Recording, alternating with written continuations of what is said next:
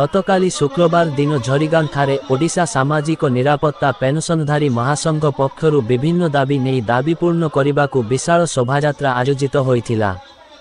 झरीगां mini stadium रु आरंभ होइथिबा एही शोभायात्रा रे शताधिक पेंशनधारी और सदस्य माने जोगदेई शहर परिक्रमा करथिले। परे जिल्लापालଙ୍କ नामरे तहसीलदार सुमंत पात्रଙ୍କୁ दाबीपत्र प्रदान करथिले। एहा परे ब्लॉक कार्यालय परिसर रे एक सभा आयोजन होइथिला, जेउठारे सदस्य माने निज दाबी और दुर्बलता संबंध रे मत प्रकाश करथिले।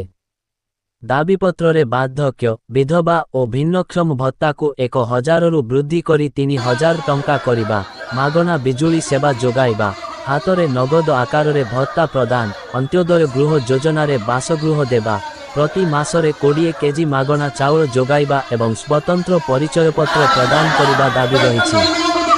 सेहीपरि पेंशनधारी सभ्य सभ्यांकु वर्षकु मागना साड़ी, छता, जोता, गामुछा, लुंगी, चपल प्रदान, मागना चिकित्सा सुविधा और आईन सहायता सहित आत्मनिर्भर भारत योजना रे रोजगार पाई तालीम देबा दाबी मध्य थिला।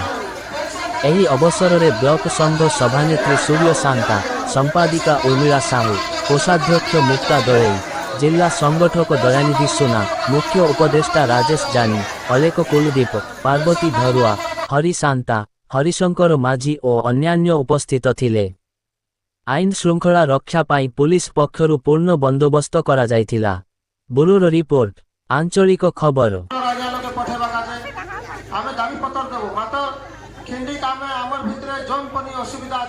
आमर जन कमिटी भितर आचत माँ बहन मन हाई मन पर दुई पद कहबे तार पछे जाय आमे दाबी पत्र दबो। आरे के आमे सुनबार अछि आमर भितर दुख सुख सुविधा असुविधा सब आमर जतकी माँ बहन मन सब सुनबार अछि। आरी सब भाई सामने आमर जन लड़ाई लड़वाछु सब जानबार बनी अछि।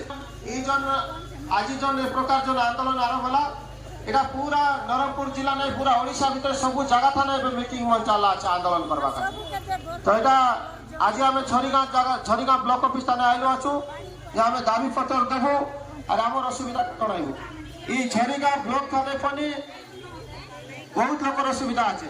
सब ब्लॉक बोली करी संगठन करबा काजे जिला संगठक आमर ई जगह थाने आमर संगे शामिल आछत। आमर जन दयानिधि सुना, जन आज्ञा की बाबू की बड़